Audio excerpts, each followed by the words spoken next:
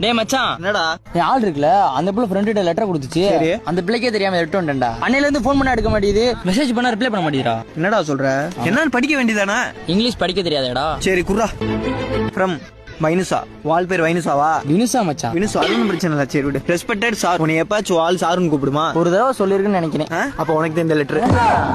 I am suffering from fever.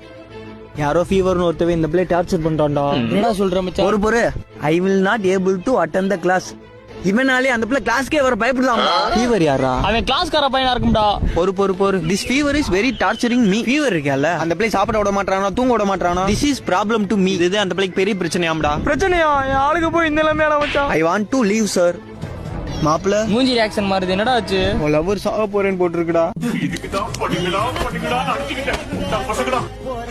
இந்த பிள்ளை வாழ்க்கையே போச்சுடா. மாப்பிள்ள நீ ஒன்னும் ஃபீல் பண்ணாதடா, பாத்துக்கலாம்டா. ஃபீவர்ன்றவன கொல்ல வாடா போலாம். டேய் பரமா, படிடா, ஒழுங்கா படிடா. நீ படிச்சு பெரிய ஆளாகணும்டா, பெரிய உத்தியோகத்துக்கு போகணும்டா. இந்த மாதிரி காத்தாடி கடையில் உட்காந்து நீ வேலை